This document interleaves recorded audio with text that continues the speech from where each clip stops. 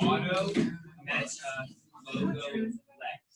Auto Meta Logo Lex. Oh, and the Italian water buffaloes. There's Very close to the aurochs, which is like the proto cattle that all of our, and at least in the West, all our various cattle breeds come from. Isn't that cool? Interesting. The worst of Santa's reindeer. The Spain Rising? Lesbian French. Don't look at me like that. Wait, but you're a thespian. And you're Joe. That's very funny. That's very funny. This spine rising. The Spain. One time I saw a piece of artwork doing That's my brain hurts. Uba's Sketball. I didn't realize you were that far in history. The Spain Rising. I'm sorry, no, that's hilarious. I was like, wait. All right, you can find this PowerPoint on RenWeb. This PowerPoint? But we still need to take notes. I need to write shorthand. The Spain. So, the beginning of the year, we talked about. No, can you see? I can see. Mostly. We talked about. We talked about the Renaissance, what the Renaissance is, what we mean when we say Renaissance, all of that good stuff. Now we're going to kind of dial in on a specific country's Renaissance, specifically England and the English Renaissance, which the height of occurred during the reigns of Queen Elizabeth and King James. King James, there's a very special town in the United States named after him. Who can guess? Jamestown. Right? You guys have been there? Yes. Yeah, very good. And an individual, and we're going to read more from these periods than just him, but we're going to focus on an individual, William Shakespeare. Have you heard of William Shakespeare? No, millions. No, who is William Shakespeare? Interesting. But we haven't heard of William Shakespeare. What have you read that is by William Shakespeare? Joe? First two scenes of Romeo and Juliet. Oh, you've read the first two scenes of Romeo and Juliet. Interesting. Noah? Midsummer Night's Dream. Ooh, A Midsummer Night's Dream. You remember the title of it better than people in the last class. James? A little bit of Julius Caesar, but we didn't finish it. A little bit of Julius Caesar. What else have you read by William Shakespeare? Noah? Henry V. Henry V? What else have you read by William Shakespeare?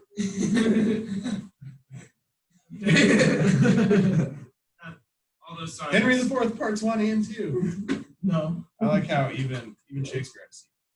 Well, it's a trilogy. It's called the Henriette. James? Some of those sonnets. Sonnets! Very good. You read some sonnets by William Shakespeare. Yeah, Sonnet number 18.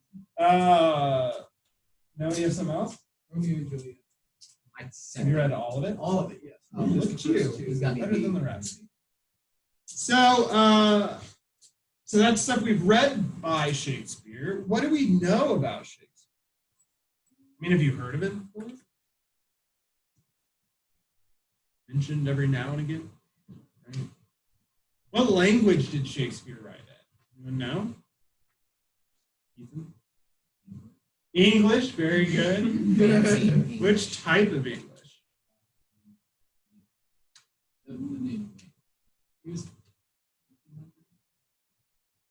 Do we read Shakespeare? Is Shakespeare translated for us to read? No, so modern English, right? Please don't say Shakespeare wrote in Old English. Old English is very, very, very different. Right, Shakespeare wrote in early modern English, also called Elizabethan English, which is there's a big old transition going on between Middle English and what becomes modern English, right? And transitions in languages don't happen all at once. It happens over a span of years. What else do we know about Shakespeare? He wrote in the 1591 to 1615-ish, 1612-ish. Yeah, somewhere around there. 15th to 16th century. Or no, 16th to 17th centuries, that transition, right? So last decade of the 16th century, first decade of the 17th century. It's kind of his active years.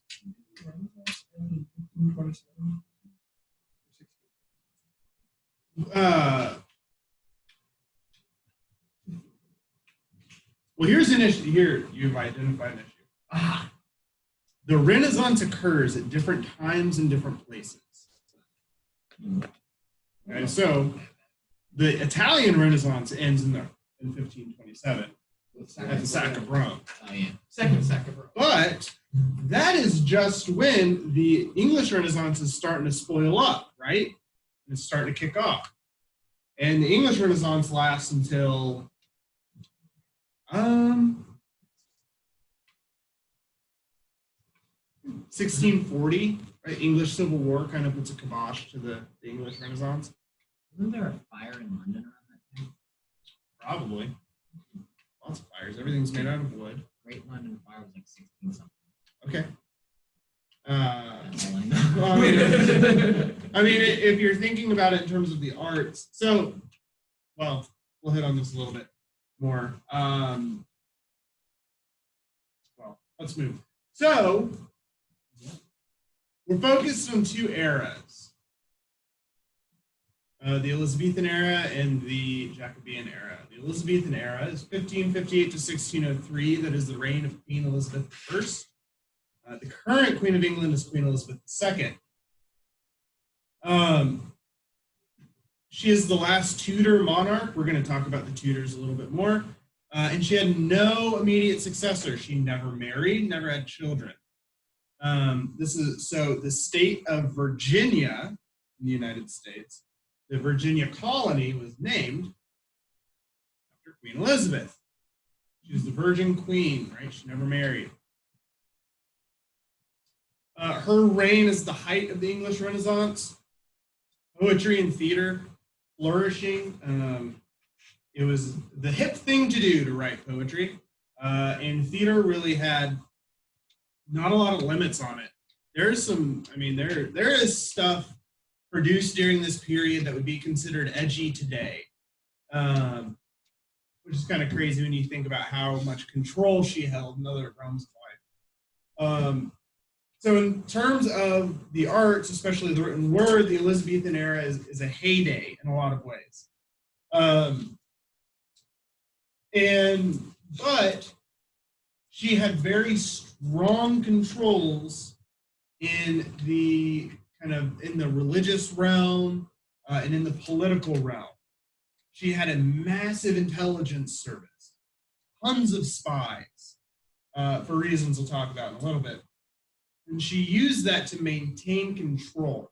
Part of it was she was a woman, right? So not expected to lead strongly. Actually, she gives a speech before a battle where she's like, I am just a weak woman, and yet I am here in my armor. You men need to fight just as well. And so she did use it to her advantage. She was very good at propaganda. But you have this you have this kind of social control that she's using to maintain power and maintain influence in England at large. But this stuff she doesn't really care about, like she doesn't see as a threat. It's just kind of it's do whatever. So theater is blowing up. You guys started Everyman at the end of last year before we went to school from home, right? You guys watched it at least? That's what the other class said. Yeah. So Everyman is a morality play. Morality plays were put on by traveling theater troops. And they'd have these cool wagons that could turn into stages. There's actually a kind of a who knows now.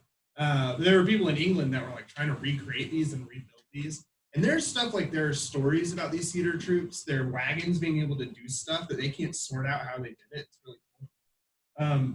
But they'd travel around and they'd put on these plays. Now, for whatever you can remember from Everyman, was the plot subtle? No, it's very heavy-handed. And that's the point. Because you have these illiterate, unwashed peasants, they need to be told what to think. We can't be subtle about it because they might miss the point. That's what we do. Well, out of these theater troupes grows the theater companies that like Shakespeare's environment is, where they build theaters in London, they put on shows, they start experimenting.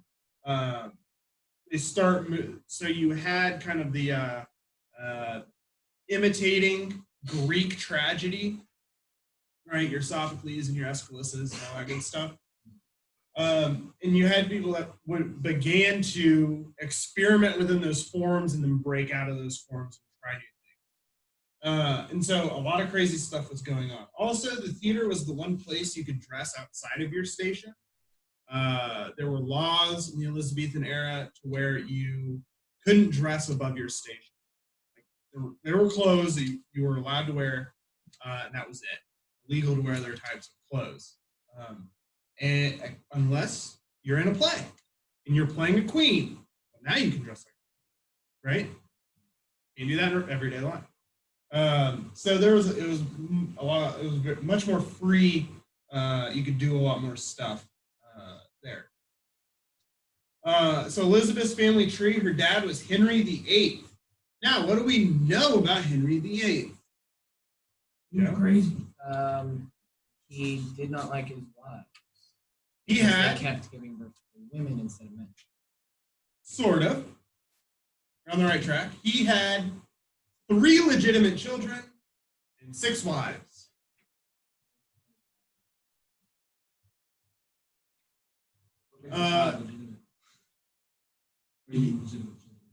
He had children by women he wasn't married to. He lived freely, let's say. He's the son of Henry Tudor. Talk about in a second. His kids, Mary the First, her mom is Catherine of Aragon. Elizabeth the First, her mom is Anne Boleyn, and Edward VI, whose mother is Jane Seymour. Now, out of these 3, who is first in line to inherit the throne? Do you think? Let's raise our hands. No. Edward. Why? Male. Right, he's the male heir. So he's going to be the first successor. And this is why Henry has so many wives, because he wants more male heirs. And so he keeps getting rid of his wives in some manner, try a new one, and it doesn't work. Though ironically, the problem was probably so this is Edward. Henry VIII dies. Edward is 12, 14, becomes king. He lives a couple of years, and then he dies. He was very sickly as a child, very weak, and he doesn't last very long. And he really doesn't do a whole lot. A lot of regents and counselors and all kinds of stuff over him, kind of controlling him and the country while he is king. Question? You were talking about Edward there, right? Yes. And then after Edward, you have who? Who is Mary. Mary, right? 'Cause she's the oldest. Oh, Bloody Mary. This is Mary, right? And that is Bloody Mary. Because she killed a whole bunch of people. Now, why did she kill a whole bunch of people? Well, her mom is Catherine of Aragon. And where is Aragon? Anybody? Yeah. No. Not France. A little bit south. Yeah, it's a region that will become a part of Spain. Now, when Henry VIII, so let's go to the next slide. And you can't really tell a whole. This is Elizabeth's family tree. Here's Elizabeth. Here's Henry VIII, her dad. And then you have Henry Tudor. Okay? Henry Tudor, when he becomes king, that resolves the War of the Roses. And the War of the Roses is between the House of York and the House of Lancaster. One of them, I can never remember which is which. One of them was their symbol was a white rose. The other one was a red rose. Right. So I don't remember which is which. But Henry Tudor, right? He's a Tudor, so he's not immediately of either family, but he kind of pairs up with House of Lancaster, but he has relations in both, and then he marries Elizabeth of York.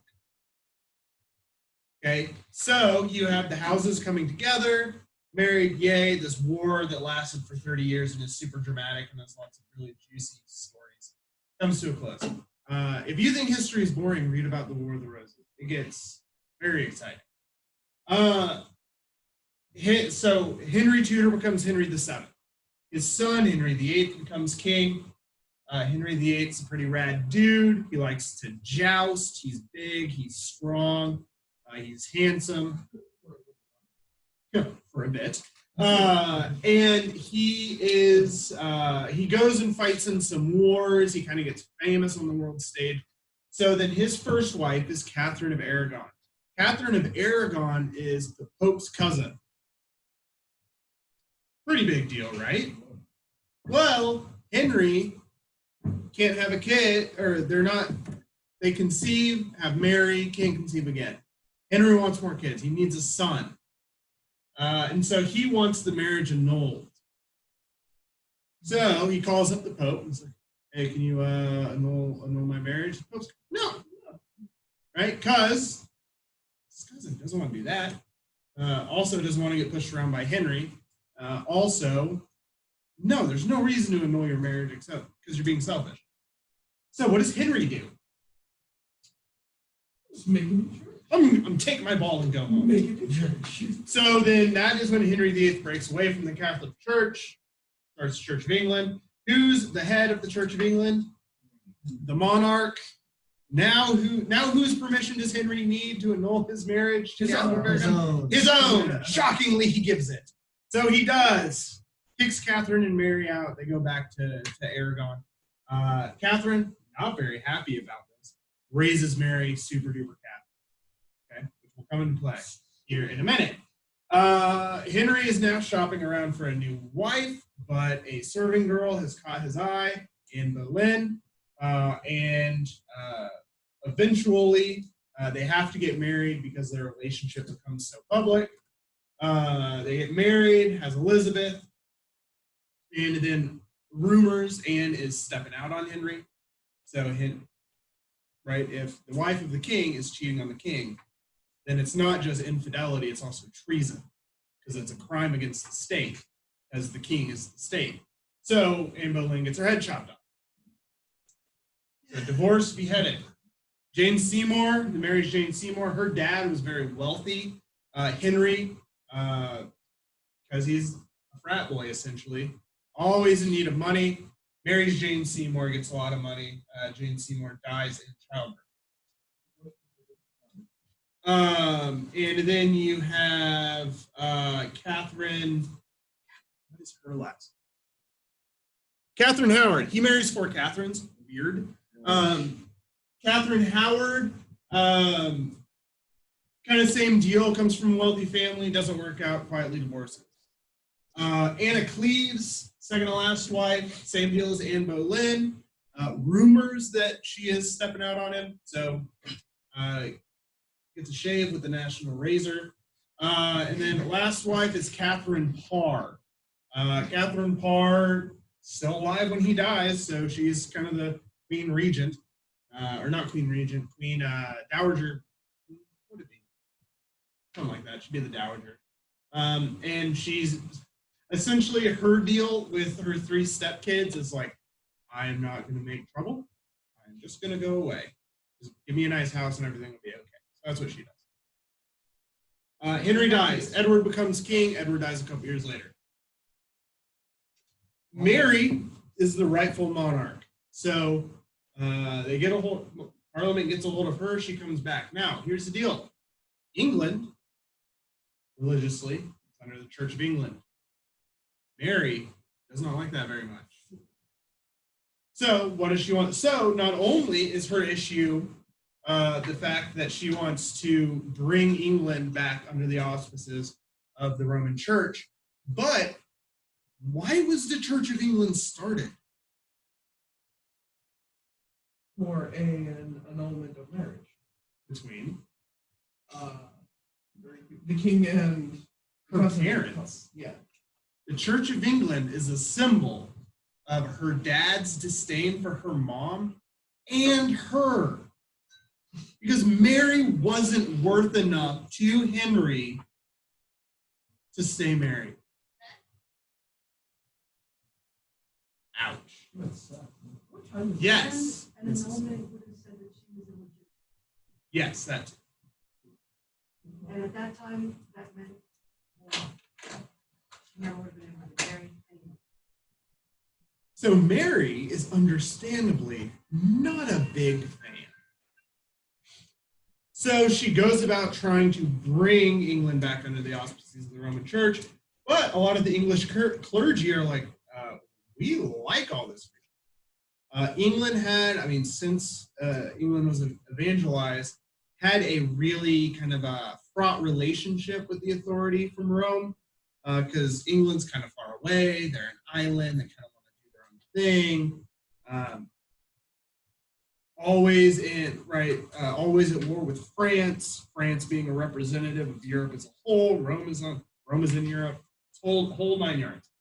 And so, by breaking away from Rome, a lot of the clergy were in support because they wanted the freedom, right? They didn't want that authority over them as much, and so there's a lot of resistance.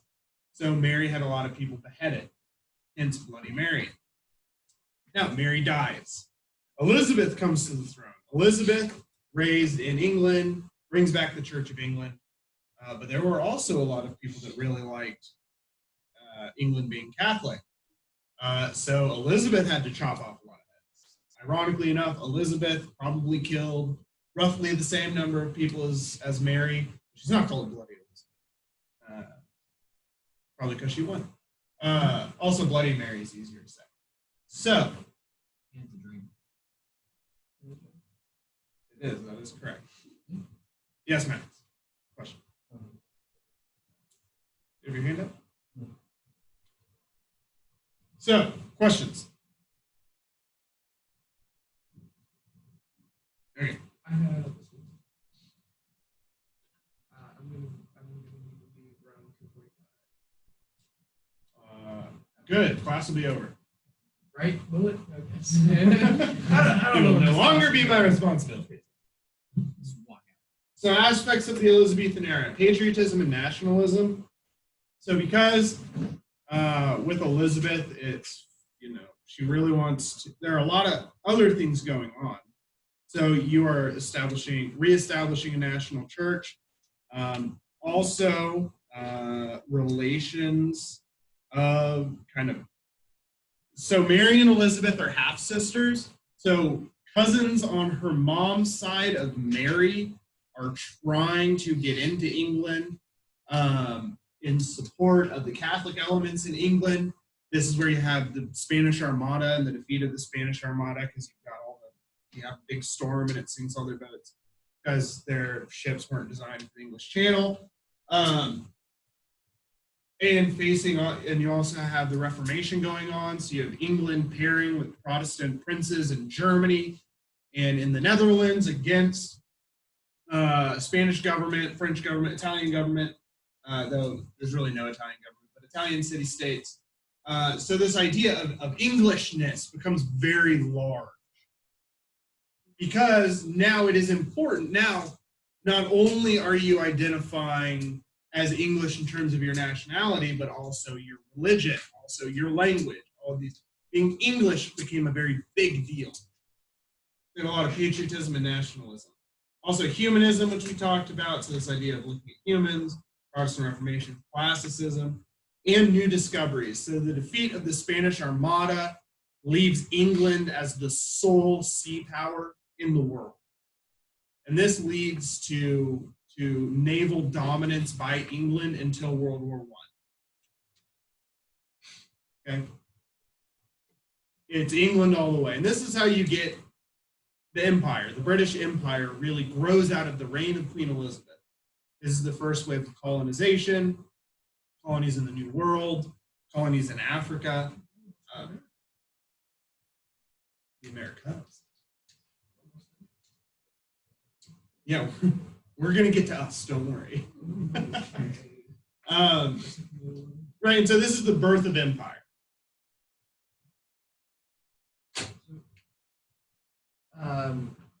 I know it was either Elizabeth or Victoria, but since Elizabeth was virgin and couldn't get her.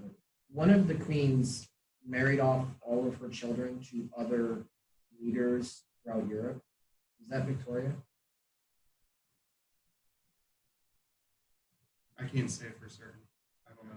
I don't know her history. Because I know that because they did that, now there's English blood in like every single monarchy. Well, probably, yeah, they all married each other. Yeah. I mean, that's how it worked. I mean, the current house who's ruling England is German. Yeah. There were German princes invited over. I'm pretty sure Victoria died without children because her husband died very early. Victoria is kind of confusing because she reigned for like 70 years or forever. And her husband died when they were in their 30s. She never remarried.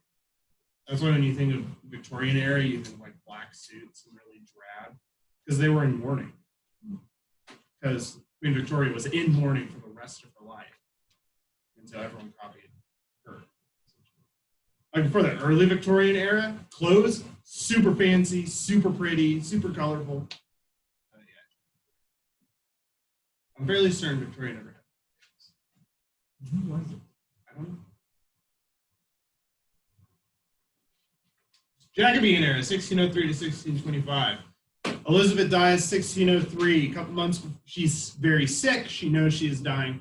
A couple months before her death, she invites her first cousin once removed, King James of Scotland, down and is like, hey man, we're related.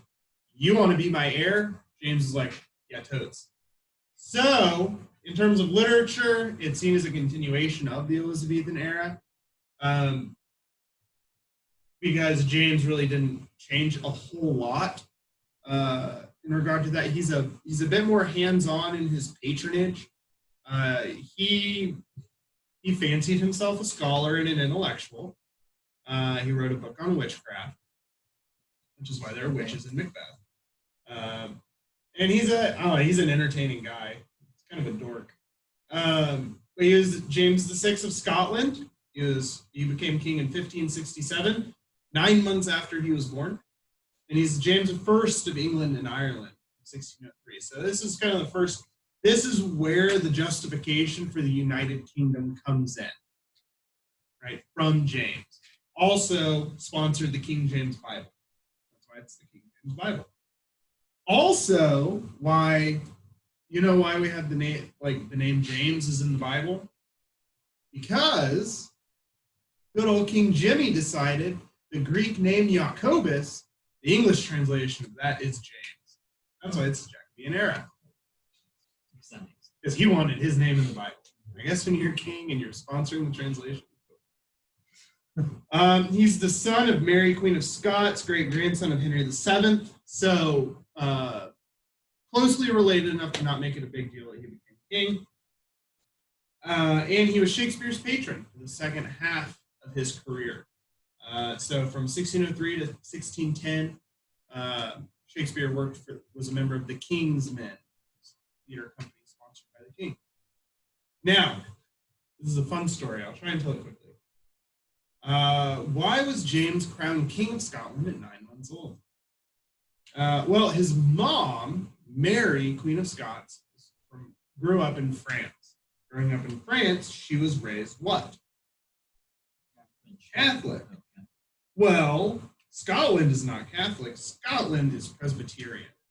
Presbyterians have some issue with Catholics. There's an acrimony going back to Huguenots. And so there was consternation with Mary coming in, being the queen. But she was the heir. She comes in, and she actually does a good job.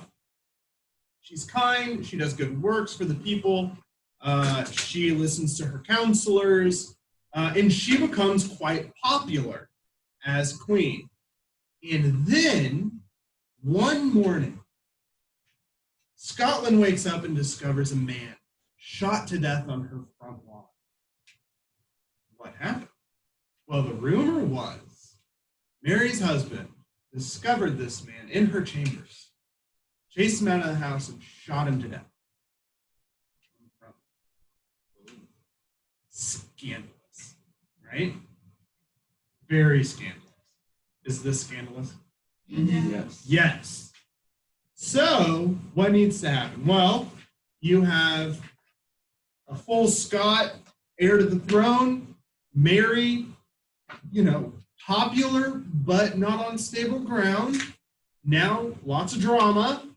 What do we need to do? No, sir. Well, Parliament is like, abdicate and leave. So she does, right, to kind of calm things over.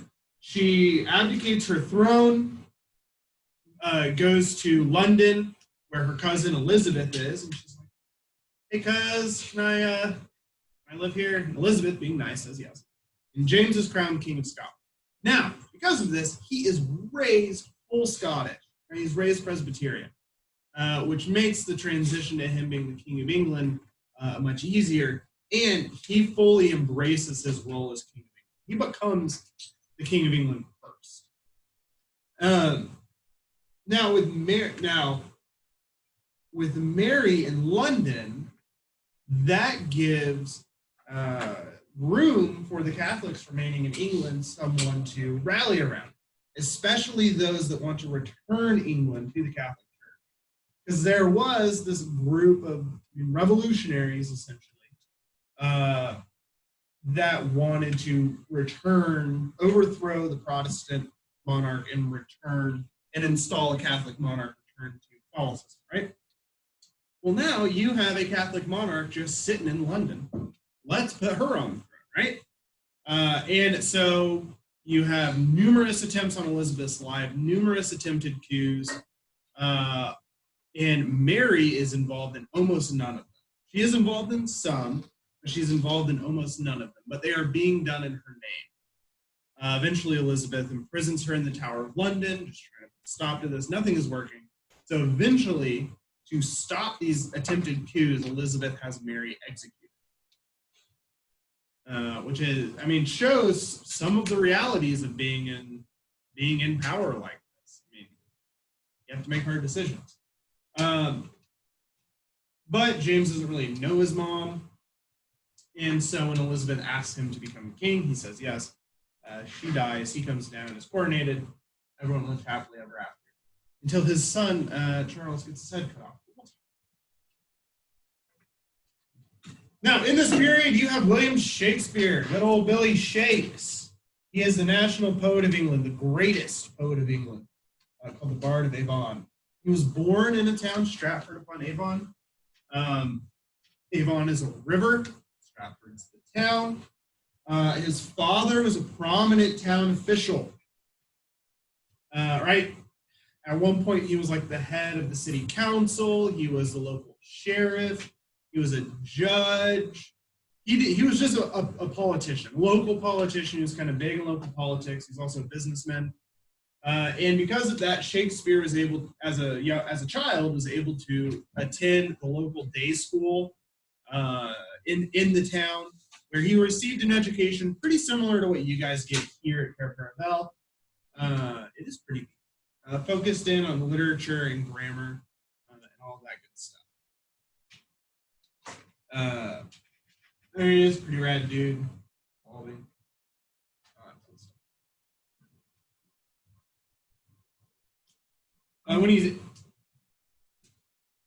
This is on one of the PowerPoints on RuneWeb too.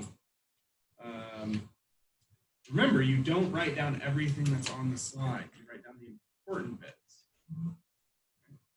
Marries Anne Hathaway at 18. They have 3 kids, a daughter and twin boys. One of the boys dies when they are 11. Very sad.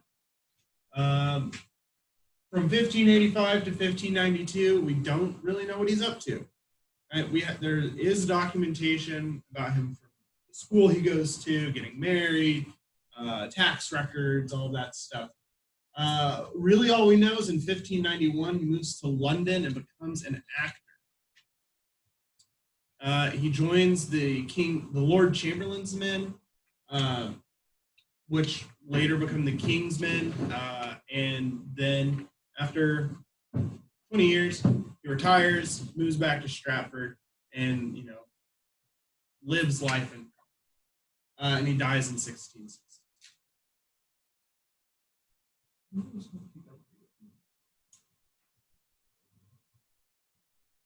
No? That's your homework. Short history of Humpty Dumpty. That was like a minute and a half, maybe. I'm sorry? I had like no time to write anything. Well, okay. 2 things. 1, what did I say when we switched to that slide? This PowerPoint is on Renweb. You can access all of this, right? 2, exclamations like that are inappropriate. Okay? It's disrespectful. Literature of Shakespeare. Poems, he wrote sonnets. We know that. We've read them. Plays, he writes 37 plays in his career, some better than others. And he writes in 3 main genres: comedies, tragedies, and histories. Comedies, basically, plays it in well. A hint if a play is ending well is, do all the main characters get married at the end? If they get married, yay, it's a comedy. Tragedies, plays it in poorly, or does everyone die? If everyone gets married, it's comedy. If everyone dies, it's tragedy. Then you have histories. These are your, Henry IV, Henry V, Richard II, those plays. Well, here's the thing, trying to categorize these plays. I mean, King Lear is a tragedy. But you could think of it as history because Lear was a king of England. There was a king of England named Lear who split his kingdom between his daughters. Yeah, the basic outline of the story happened. Yeah. Same thing, Macbeth is a historical character. Hamlet's a historical character. Yeah. Yep. There's all there's a Holinshed's Chronicles. It's a history book. And that was his historical source.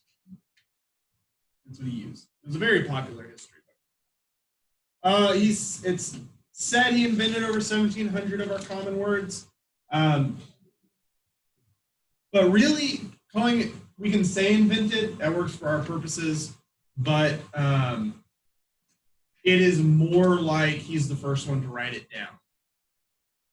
Right? Because it takes a while, words being said before they're written down. Yes. So would people know what these words meant? Because if you just wrote them down for the first time. Well, the people are saying it.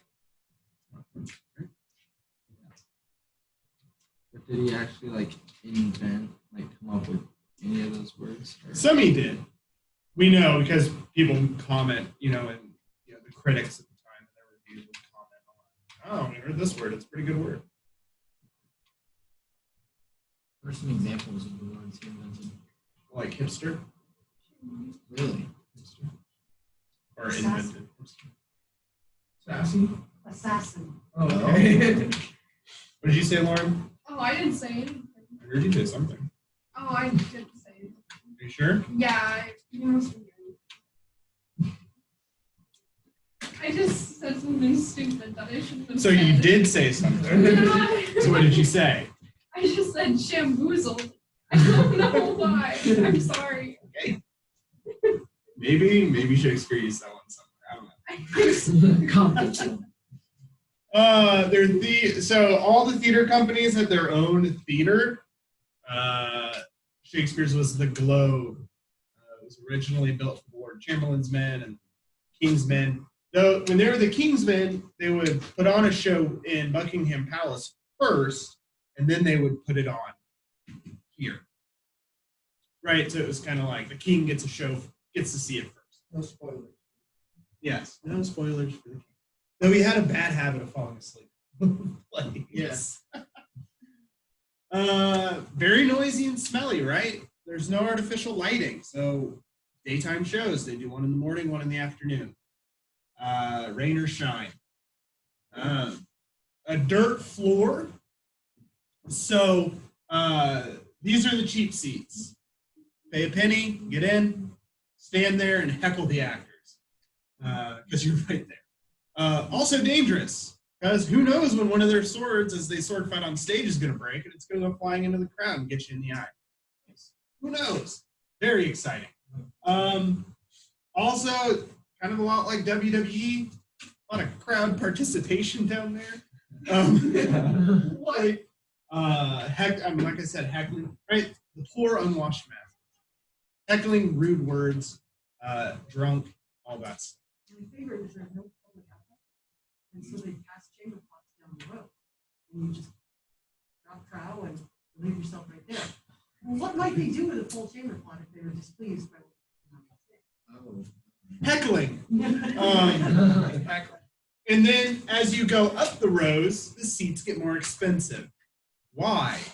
Well, it's cooler and smells better. You can see more. And you can see more. And they would be projecting up into the playhouse, right? Up into the theater. So you might have a better chance of hearing. There's a trap door in the stage. There is a backstage. There's a curtain. Limited sound effects. You'll notice as we're reading at the beginning of every new setting, like new scene, it'll be like, oh, it's storming really bad, or wow, it's really late at night and dark, huh? You know, they're like, yeah, it is, and then they'll get into the action because they have to tell you what's going on, right? Because they can't show it to you; they have to tell you, and you imagine it.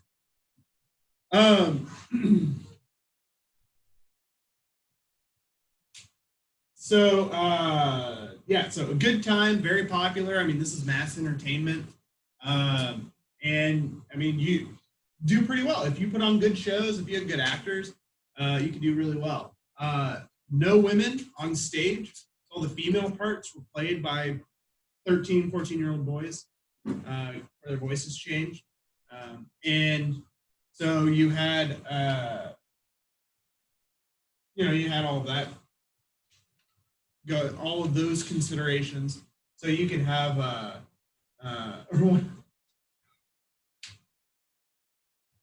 there's a reference in Hamlet where Shakespeare is making fun of their rival theater that employs a lot of child actors because it's like, oh, they're cute and they're fun, but they're not very good. And it's like a hack. It's a hack job is what it is. And so Shakespeare's making fun of them for it. Who is their rival theater? We'll see that in I'm going to read Hamlet. It burnt down in 1613, so this is after Shakespeare retires. It is rebuilt, and then it's demolished in 1644 by the Puritans because they hate fun. And then it's rebuilt in 1997, and they actually still put on shows there in period dress and all of that stuff. It's really interesting.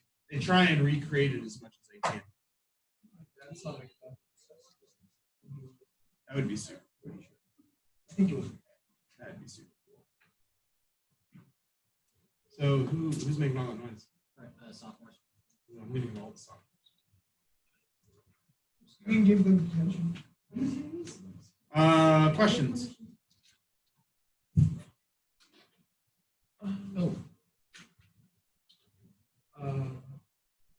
Was Shakespeare's work ever highly criticized, looked down upon?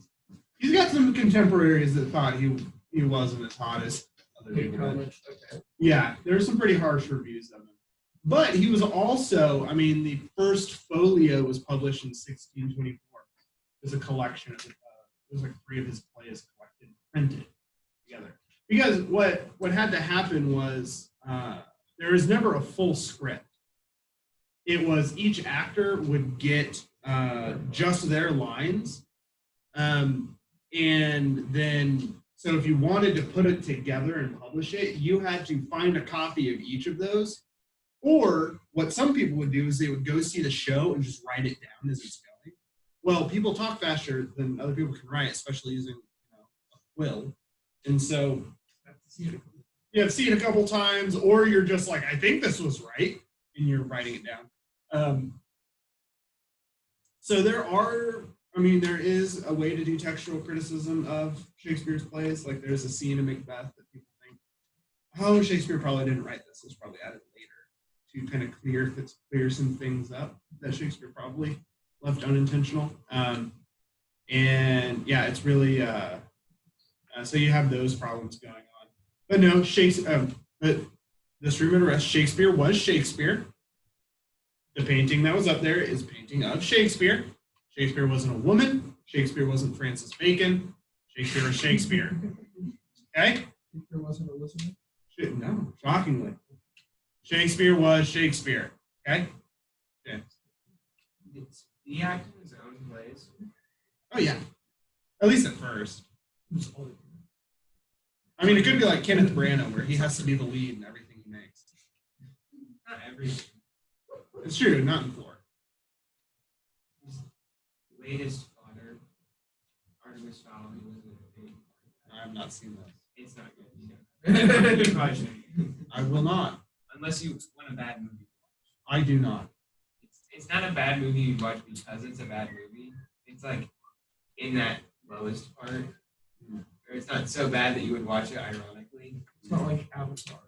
So, Levi, you had your hand up.